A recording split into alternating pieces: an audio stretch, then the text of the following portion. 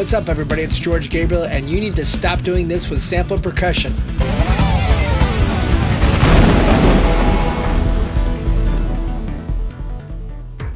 Now, many of you know that I started this channel so I can help you get a better sound, more professional sound, get a better workflow, because that's the name of the game. Now, we're all striving to be the best we can be with the art that we do in music, and that is my goal in this channel. And one of the things that we can do to improve our sound is use as much analog gear as possible. And when I say analog gear, I mean real guitars, real basses, obviously real vocals, not robots, but also percussion. Most percussion is fairly cheap to get at the local music store. Yet a lot of times we're using sampled tambourines, sampled shakers, sampled claps, and frankly, the more analog you can add to your track, the better sounding it will be, because there's little nuances there that you can't get out of sampled percussion. There's performance aspects that are just not available in a sample that are very available in a simple piece of gear that you can play. So that is my goal in this video, to get you to stop playing sampled percussion for the lowest hanging fruit percussion and play real percussion. Now let's get started. Okay, so I'm here in Logic and I prepared a couple pieces, one Latin-esque piece and one kind of retro piece, to showcase how sample percussion is just not cutting it, and then showcase the difference between playing the real percussion versus the sample percussion. So this first little piece is a little kind of Latin piece that I threw together. And what I have going on here is I have real guitar, real bass, and I have a programmed drum kit, and I have a Guiro, a couple sets of shakers, and some claps that I've panned left and right. So let me just play what it sounds like with the sampled percussion.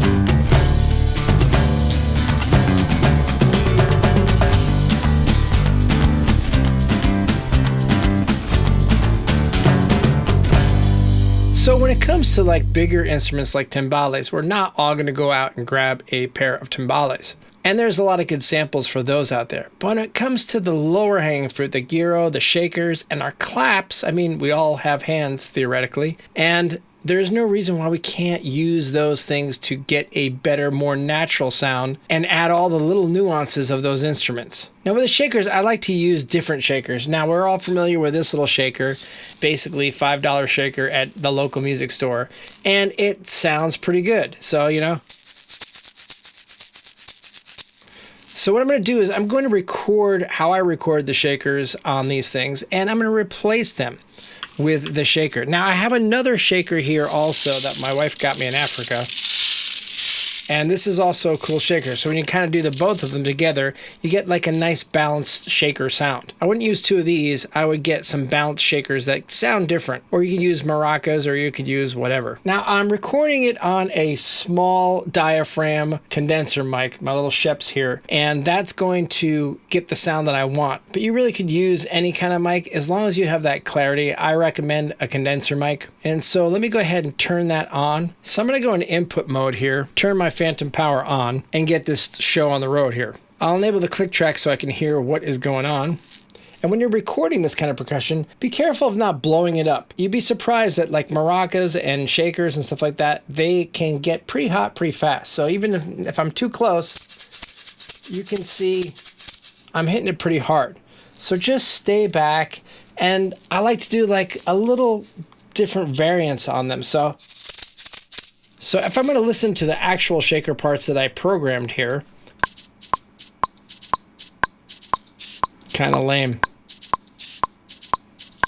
Now these are stock Logic sounds, so you might have better sounding samples, but I still maintain that there's nothing like the real thing. I'm going to go ahead and mute these and go ahead and start recording my shakers.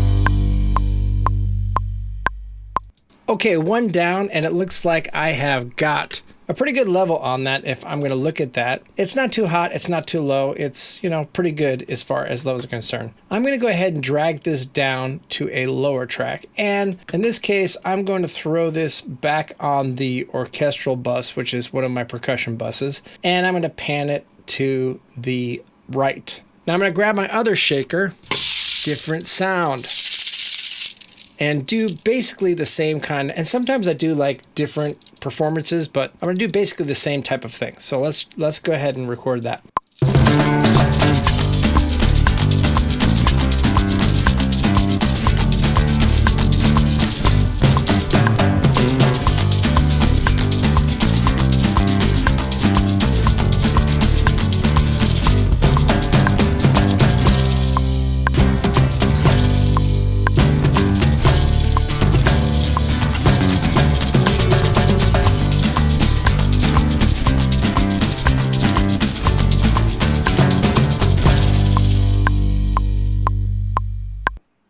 Okay, so now I have the real shakers going on here, and I'm going to go ahead and drag this down and also put this on the orchestral bus here, and I'll pan this. Now let's just listen to what that sounds like with just the drums, and we'll throw the timbales in there.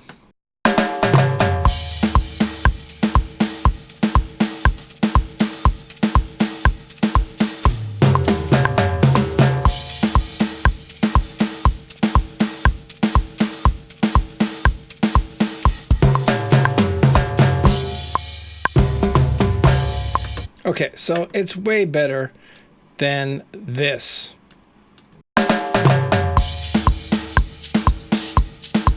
This is like robot maracas. Now I have a Guiro in here. Now these samples are just, you know, they don't have the nuances. It's just, even if they're velocity based and you can play the velocities and do a bunch of different things, you're not getting the same kind of impact as one of these. Now, you get this for about 20 bucks at the store, and, you know, it's going to be way better. So let's go ahead and replace the Guiro with this.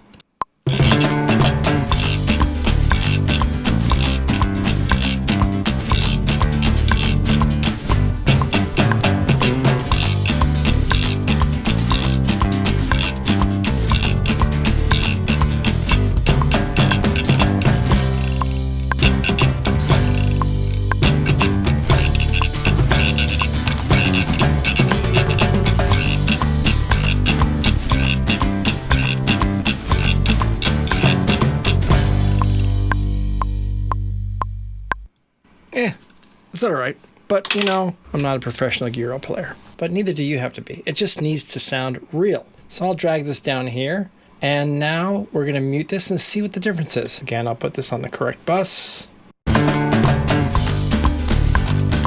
So let's just solve these, get a bounce.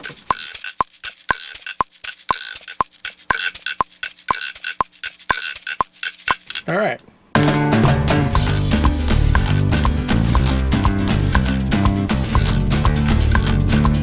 Now, sometimes there is this thing where you kind of compensate, and a lot of times what I do is I will delay all my percussion or a lot of my tracks just a little bit to make sure it's more in the pocket. So always listen to that. That's an important thing.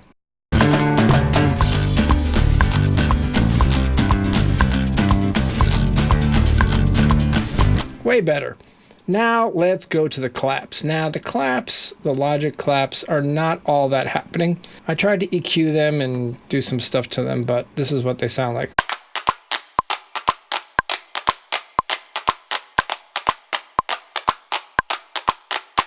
Because there's multiple samples and you might be hitting a couple of them, you get those little phases in there, because when the same sample hits really close to each other, you're going to get phasing. You can hear that. Listen to that.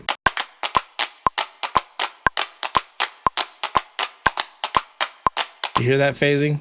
Not good. So how do we get rid of that? Well, we do real claps. Now, claps are a little bit more cumbersome because I like to layer claps. And then the other thing is that you got to remember what your performance was. You know, when you're doing the shakers, it's not that big of a deal. The Guiro is not that big of a deal, but to get the same clap performance, so you got to kind of nail that down. So I'm going to open up a couple more tracks here. We'll go to the red tracks and we'll make those the clap tracks. Let's make sure our inputs are correct. Okay. And check our levels. Now, clapping. There's an art to it. You don't want that. That's a fat clap. You want like a... That's the pattern there. All right, let's try this.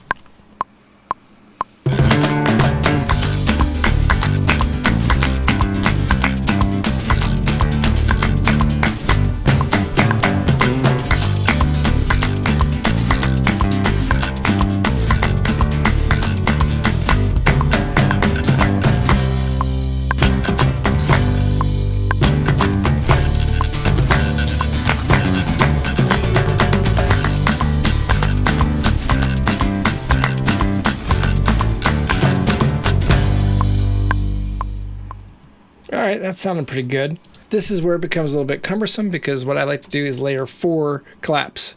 And it doesn't matter if you're a little off, that's the part of the charm. If you're gonna have a room full of clappers, they're gonna be off. We're not robots here, folks. Now, what I like to do with this is I actually like to open a new audio file editor. This way I can see the performance, so I kind of can mimic it. I take the little chain off here so this doesn't go away. So I'm gonna put this over here. And now when I'm on this track, this won't go away, but I can view what I did in case I forget. A little bonus tip for you. Okay, so let's try to do kind of what I did before.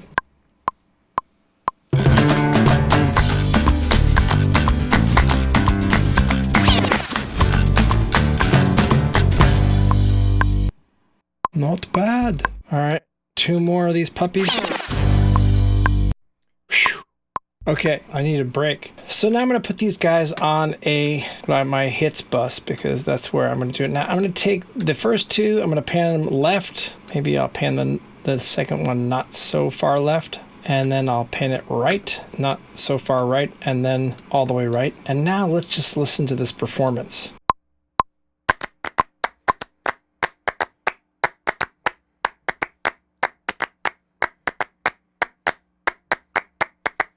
So I'm going to try to brighten these up by putting a little EQ on them. So I'll go to our channel EQ and I'm going to goose the high end with a shelf. So let's just see what that sounds like.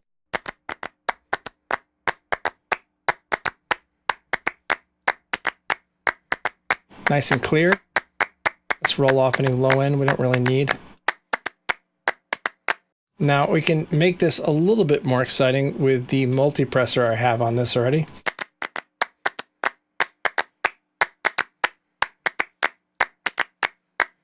I don't want to blow it up too hard here. Nice. So there we go. So now let's hear it. Let's get rid of the MIDI claps. You know, let's throw some reverb on these puppies because they need it. So I'm bussing to my little space designer here. Let's just hear what that sounds like. Actually, don't mind the slap back on that. Let's see what it sounds like in the track.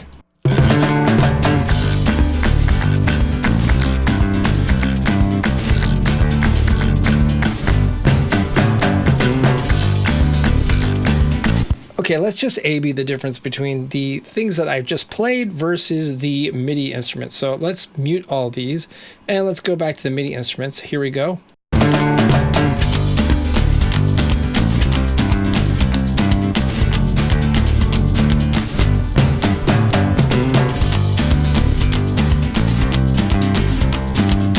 Honestly, it sounds like somebody's playing a deck of cards. Let's hear the real instruments.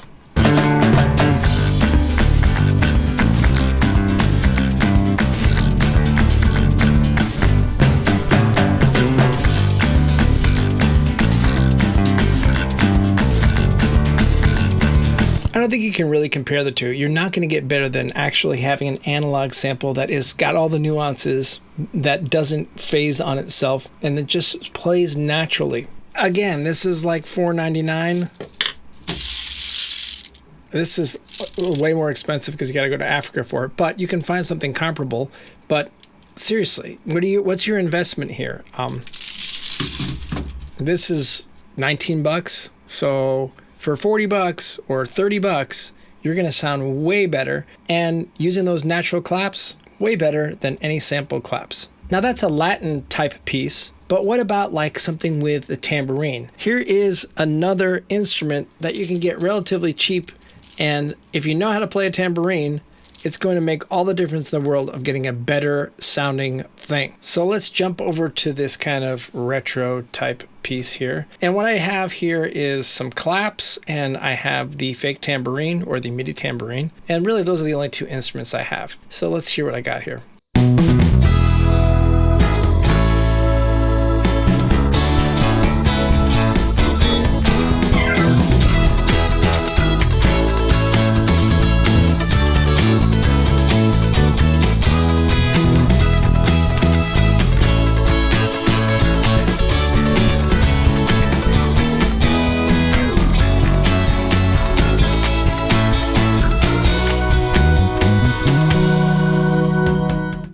Okay, now the tambourine is a Logic tambourine, so let's just hear what that sounds like.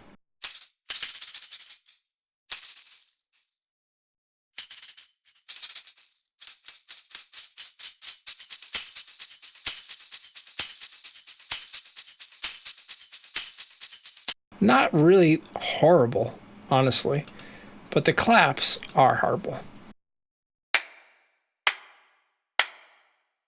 Especially that phasing. Hear that phasing? Yuck.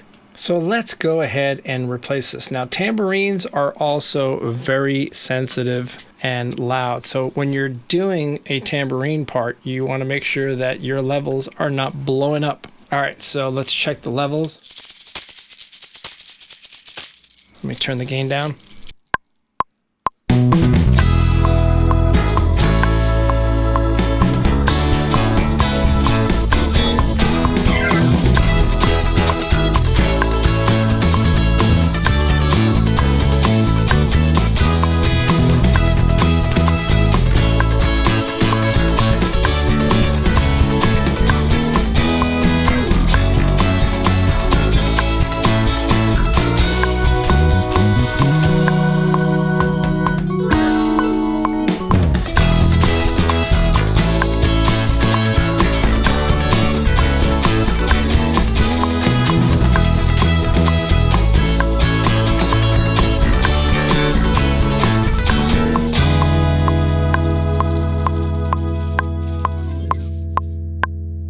Okay, I think that did the trick. That is a much better sound. So let me go ahead and drag this to its own little tambourine track here. And let's mute the tambourine and let's listen to what it sounds like. Let's give it its own bus.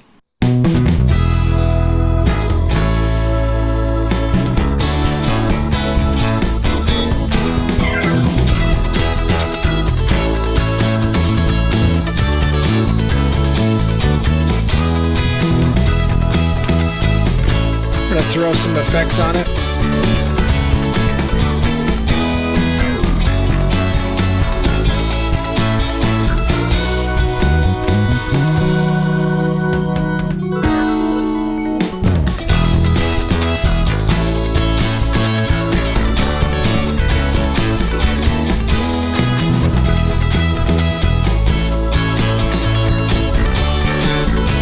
Nice little fade out here.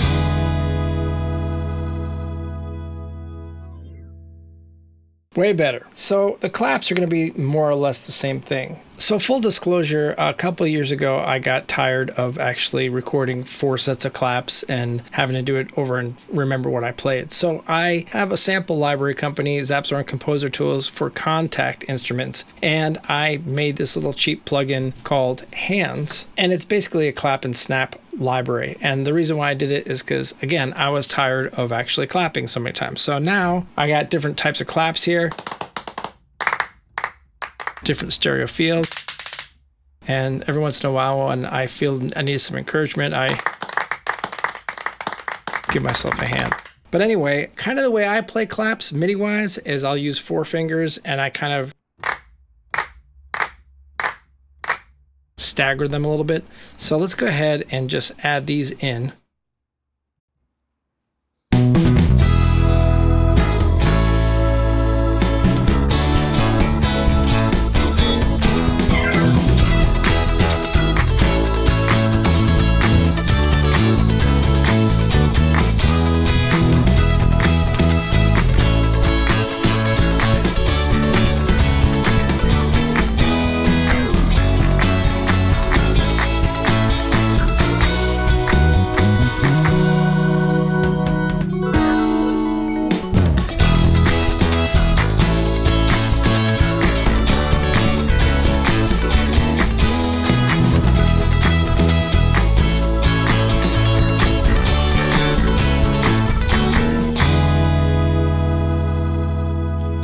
Capture that performance. And I know this is like stop playing sample percussion, and what am I doing? I'm playing sample percussion.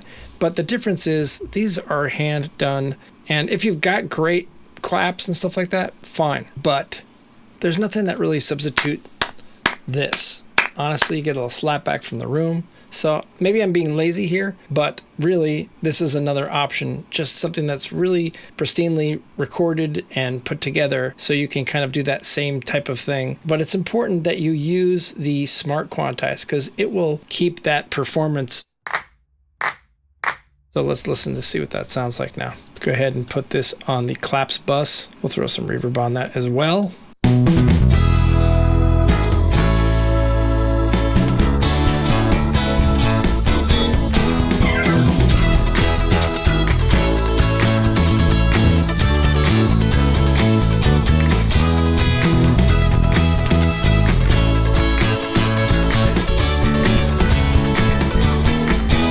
Now, I think that sounds pretty good. Again, the reason why I'm making an exception for using the plugin that I created was because it's just, there's not a nuance to it. It's not or.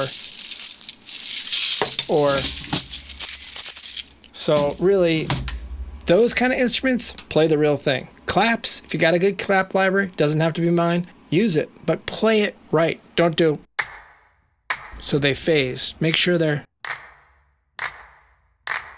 bleh, bleh, bleh. So let's A/B the real percussion and the sample percussion. So I'm going to bring the old claps and tambourines back in, and let's see what that sounds like.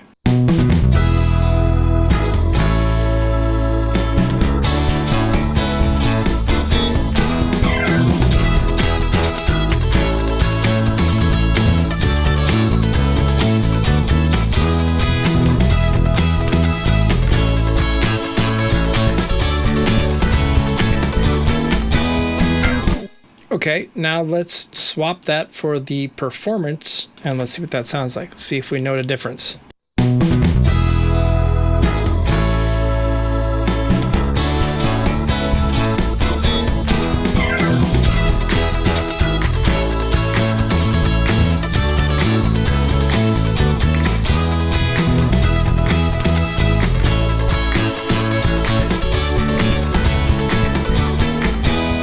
See, I think the evidence is clear that just playing these simple percussive instruments, and again, very cost effective, it just makes all the difference in the world. It's much better because it has all the little nuances of those instruments. And you can't really get that from a sample unless you pay a lot of money. And still, I maintain there's nothing to be better than you actually do the performance, because you can do those little, like with a tambourine, or just like, you know, those little shakes. You're not going to be able to really effectively do that with a sampler instrument. There's no reason why you can't be a little bit more creative and just use objects around your house, like quarters. I mean, just do weird things. In fact, I did a whole Disney show, Disney's Magic Bake Off, and I literally just sampled stuff around my kitchen. And to be honest with you, I didn't use high-end mics. I used my phone. I used Voice Record Pro, and I went around the kitchen and I sampled a bunch of stuff. I'll show you what I did. So I ended up sampling a bunch of kitchen stuff and flying it in.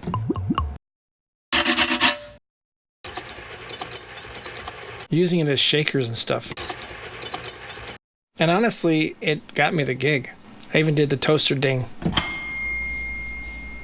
And it worked. So be creative in what you do. Use whatever you have that sounds like an instrument if you don't have the proper shakers or whatever. In a way, it makes it even more unique if you find something that's really interesting and different. You're like, what is that sound? And honestly, that's how I started my career, because I didn't have the money to actually buy good samples. So I just went around the house and I sampled a bunch of stuff and I put it into my songs, and they're like, I've never heard that sound before. I'm like, yeah, because it was a vacuum tube. Whatever. That's what makes you sound unique, and that is a good way to go. But always try to use as much analog instruments as you can, because that is going to give a nuance that nothing else in a sample can do. And stop settling for just sampled instruments.